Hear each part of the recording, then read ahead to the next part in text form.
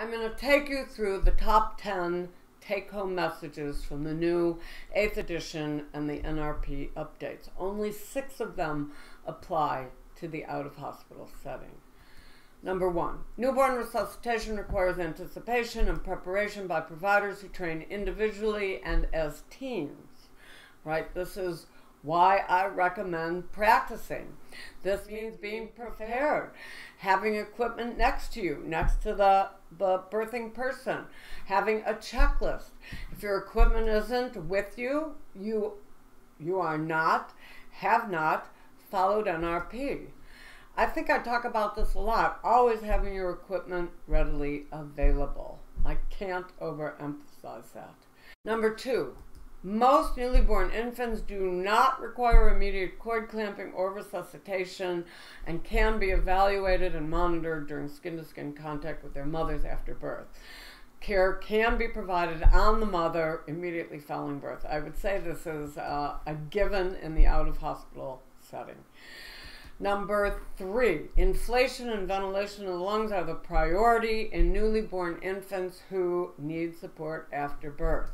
Inflation and ventilation, clearing lung fluid and oxygenating. Number 4, a rise in heart rate is the most important indicator of effective ventilation in response to resuscitative interventions. Right? That's what you're looking for. If you're doing it effectively, you should hear the heart rate increase. Number 5, pulse oximetry is used to guide oxygen therapy and meet oxygen saturation goals. So to decide about free flow, blow by, using oxygen, that all goes according to your pulse oximetry readings. Number 6, chest compressions are provided if there is a poor heart rate response to ventilations after appropriate ventilatory corrective steps. According to NRP, they would prefer that after using an endotracheal tube.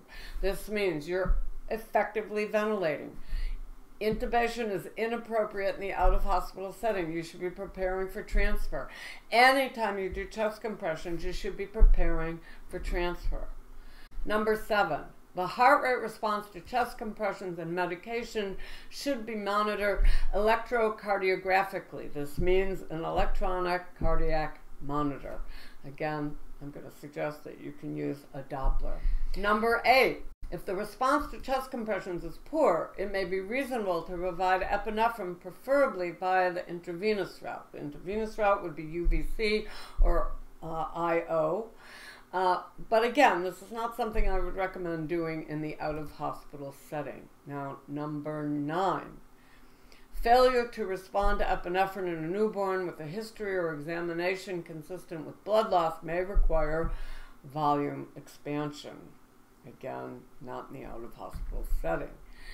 Number 10, if all these steps of resuscitation are effectively completed and there is no heart rate response for 20 minutes, redirection of care should be discussed with the team and family.